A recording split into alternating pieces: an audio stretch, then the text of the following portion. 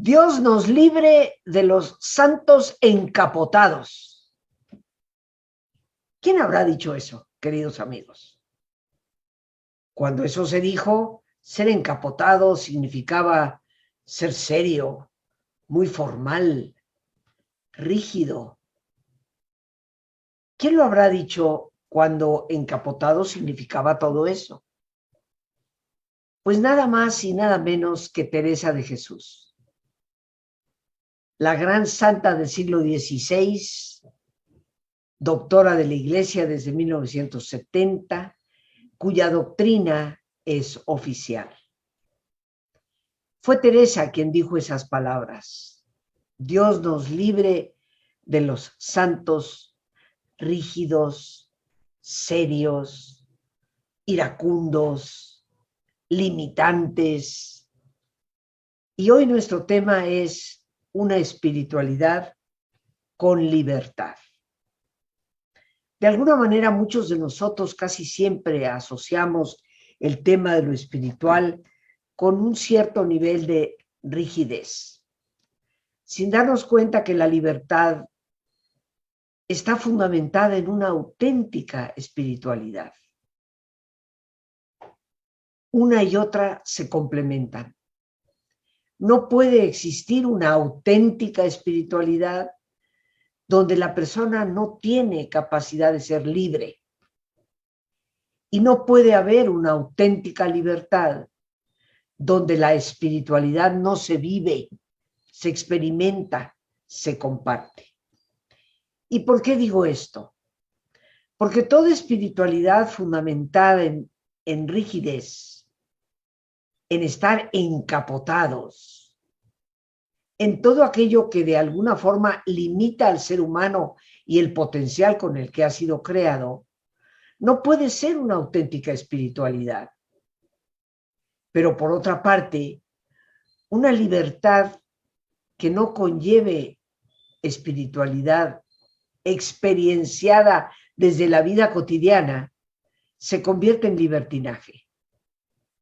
En la medida en que el ser humano descubre y vive su propia espiritualidad, sabe autorregularse, porque la auténtica espiritualidad está fundamentada en los grandes valores de la vida, en los grandes valores éticos, que si tan solo los pudiéramos respetar, el mundo sería otro.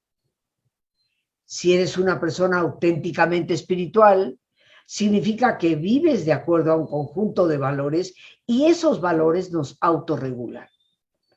El ser honestos nos autorregula para no robar. El ser justos nos autorregula para poder ejercer justicia para todos y no abusar de nadie. El ser compasivos nos da la capacidad de ejercer el amor de una manera auténtica, que es la base y principio fundamental de toda espiritualidad. Una persona espiritual es una persona responsable. Da de sus habilidades para responderle al mundo los retos que el mundo nos plantea una y otra vez. Y así podríamos seguir mencionando una enorme cantidad de valores que son precisamente el sustento, el cimiento, la base fundamental de una espiritualidad auténtica. Si somos regulados por esa espiritualidad, nuestra libertad entonces adquiere el verdadero sentido que tiene de exponenciar la capacidad humana para mejorarnos a nosotros mismos y también mejorar nuestro entorno. Teresa de Jesús siempre ha sido para mí inspiración. Su vida fue un ejemplo de lo que ella escribió y de lo que ella procuró compartir con los demás. Nunca se consideró predicadora de ninguna manera. Simplemente una mujer involucrada con una renovación auténtica de lo que debe ser la espiritualidad. Recordemos que ella nace el día 28 de marzo del año 1515. Esa transición desde el siglo XV al siglo XVI que cambia y marca fundamentalmente el gran cambio entre la Edad Media y el Renacimiento. Una mujer de su época, pero una visionaria que nos dejó un legado que persiste hasta el día de hoy y en el que yo he descubierto cada día más los fundamentos de una espiritualidad auténtica para el siglo XXI. Decía ella con gran desparpajo y gran espontaneidad: un santo triste es un triste santo. Qué tristeza, queridos amigos, que estemos acostumbrados a identificar la santidad con un estado casi lúgubre, pesimista, o un estado en el que se niegan lo que son las diversiones, el entretenimiento, la alegría natural que un ser humano requiere para su vida diaria. Efectivamente, un santo triste es un triste santo. En palabras textuales de Teresa de Jesús. La alegría creo que debe de ser la marca más auténtica de la verdadera santidad. La alegría que nace desde lo más profundo de nuestro corazón. Por algo lo decía ya el gran Teilhard de Chardin, este gran teólogo, filósofo del siglo XX, sacerdote jesuita. La alegría es la señal infalible de la presencia de Dios. Pero Teresa no se conformó con decirnos que un santo triste es un triste santo. Recordemos que ella reforma la orden carmelita en el siglo XVI, a partir de 1562. Se da la gran reforma no solo para los conventos de mujeres, sino también para los de hombres, fundando así lo que hoy conocemos como el Carmelo Descalzo o Carmelo Teresiano, como tú le quieras llamar. Pero los dos nombres nos indican la obra realizada por Teresa de Jesús en ese siglo XVI. Y a partir de esa reforma que ella lleva a cabo, basada en una austeridad para los conventos, también se finca una nueva manera de concebir la relación con Dios, que va más allá de los rituales, para hablarnos de la alegría que debe de ser la convivencia con un Dios del cual estamos conscientes en nuestro interior. Indiscutiblemente que para su época fue una verdadera revolucionaria. Tuvo esa visión clara de que el ser humano tiene que comprender que la espiritualidad es el punto de partida de una convivencia con Dios que nos ha dado la vida y que nos habita. Ese pensar que Dios está dentro de nosotros, obviamente no es tan solo de Teresa de Jesús, todos los grandes místicos nos han apuntado en esa dirección. Todos nos afirman a través de su experiencia misma de Dios, que Dios está en nosotros y no fuera de nosotros. Ese Dios nos creó libres. Cuando enfrentamos tantos problemas en el mundo de hoy, como los que tú y yo enfrentamos, la pandemia, los problemas económicos, la terrible violencia en que vivimos, la facilidad con que se miente y se levanta falso testimonio, nos tendríamos a veces que cuestionar, ¿valdrá la pena esa libertad? ¿Por qué Dios, creador de todas las cosas, optó por la libertad? Pero en el fondo Dios es amor y no podemos amar obligados a amar. No podemos decir que te amo cuando no tengo ninguna otra opción. Dios quiso darnos la libertad para que libremente optáramos por el amor hacia Él y hacia los demás. Teresa respeta esa profunda libertad, dándonos pauta para una espiritualidad plena. Y eso significa una espiritualidad que nos dé a nosotros la capacidad de ser auténticamente nosotros mismos. Decía ella una frase bastante conocida: tristeza y melancolía no las quiero en casa mía. Ciertamente que Teresa pensaba que el convento no era un refugio para personas decepcionadas de la vida, sino un sitio donde hubiera plena vocación del amor, el amor a Dios, el amor a los demás.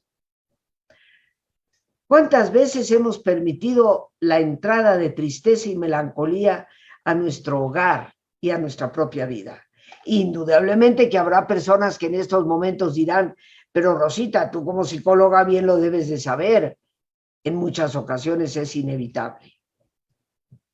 No solamente lo sé y reconozco que hay momentos en que la tristeza es inevitable, sin embargo, no es permanente. Teresa en su propia vida nos dio ejemplo de ello. Cuando sale de su casa en el año 1535 a escondidas de su padre, que no quería que ingresara en el convento, nos habla ella en su propia obra cómo perder la vida hubiera sido menos doloroso que haber tenido que dejar a su padre en casa. Profundo dolor y tristeza vivió en ese caminar desde su hogar hasta el convento de la Encarnación, fuera de las murallas de la ciudad de Ávila, donde ella vivía. Me imagino que fue un caminar nocturno pleno de llanto. Y lo mismo va a suceder cuando en la década de los 40 de ese siglo XVI su padre muere y enfrenta el terrible dolor de perder a ese padre que la había tenido siempre como consentida, que le había dado amor con abundancia, que se había esmerado, habiendo quedado Teresa huérfana a los 12 años, por apoyar a su hija en todo. Y nos expresa su tristeza en su propia obra cuando el padre muere. Pero ninguna de esas tristezas es permanente. Todos, cuando vivimos pérdidas, transitamos indiscutiblemente por un duelo. Pero permanecer dolientes es una opción personal, que no responde a lo que es verdaderamente un duelo. Buen cuidado tuvo Teresa de que esas personas eternamente dolientes no formaran parte de lo que es una vida conventual. Tú y yo posiblemente no estamos en ningún convento. Sin embargo, qué bien nos haría tomar nota de que tristeza y melancolía no queremos en casa mía. Procurar ayudar a las personas entristecidas por una pérdida, pero recordarles que la opción de permanecer de esa manera depende de ellos. La psicología nos brinda herramientas que en aquel entonces no existían para poder ayudar a una persona a salir adelante. Decía Carl Jung, el gran psicoanalista, que Teresa de Jesús fue una gran psicóloga en su época, la psicóloga de la espiritualidad, y nos habló con mucha libertad de ella. Decía: cuanto más santos, más conversables deben ser. En otras palabras, para Teresa la santidad implica una capacidad relacional. Ese intercambio de ideas, de conversaciones que llevamos a cabo con nuestros seres queridos, con nuestros amigos, con la gente con quien compartimos proyecto de vida. Indiscutiblemente, queridos amigos, que la santidad no debe de ser denotada por lo encapotado, lo triste, lo melancólico, lo severo, lo rígido, lo serio, sino fundamentalmente por la alegría y la capacidad de hacer contacto con los demás. En ese contacto con otros, la autorregulación de nuestra libertad es imprescindible, porque cuando tu libertad se convierte en libertinaje, le faltas al respeto a los demás. Dejas de estar comprometido con lo que verdaderamente edifica la vida y te conviertes en una especie de fantasma de los verdaderos valores. En alguna ocasión, una de sus propias religiosas dijo de ella: la madre priora de este convento es bastante más santa que nuestra madre fundadora, porque la priora es seria, siempre bien compuesta. En cambio, la Teresa fundadora se ríe demasiado. Esto está escrito en las páginas de la historia como una recopilación anecdotaria de la vida de Teresa de Jesús. Esa monjita que valoraba a la priora del convento como una persona bastante más santa que Teresa de Jesús, que vivía en su época, por supuesto, y a quien ella había visto reír, hizo que sus palabras llegaran a oídos de Teresa. Y entonces Teresa contesta: pero no es más santa porque se ría poco, que eso no es una virtud, sino un defecto. Tendríamos que preguntarnos tú y yo, ¿en cuánto hemos perdido esa capacidad de sonreírle a la vida? Y algunos apuntarán que no hay motivos de sonrisa: inseguridad, depresión, ansiedad, problemas económicos. Pero la vida continúa, queridos amigos, y en nosotros está darle respuesta.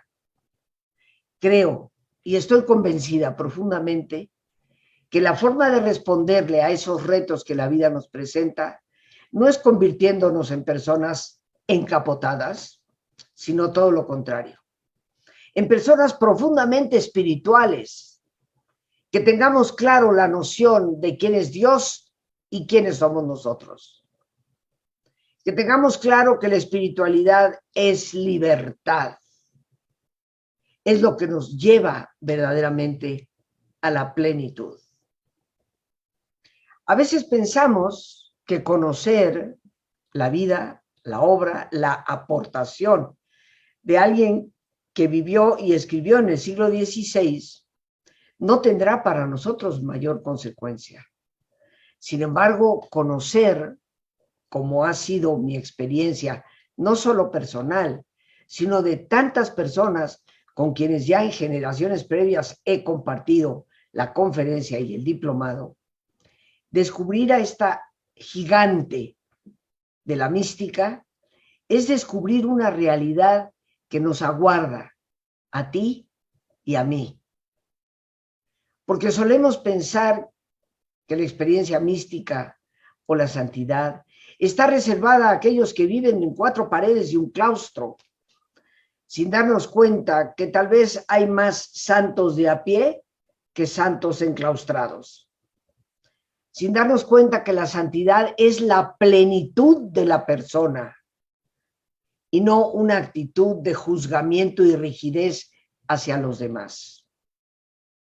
Creo, como me lo enseñó mi buen guía, consejero, amigo, el padre Rafael Checa, la santidad es la vocación a la que estamos todos llamados, pero tenemos que desvestir el concepto de santidad de todas esas parafernelias que les hemos puesto como santos encapotados, para darle precisamente al concepto de santidad lo que realmente significa: ser plenamente humanos.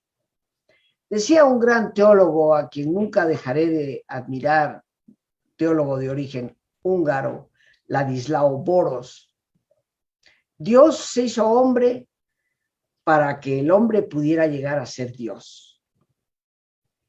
Y eso lo podemos conceptualizar desde el hecho de que en nosotros está la capacidad de ser plenamente felices, plenamente realizados, plenamente humanos.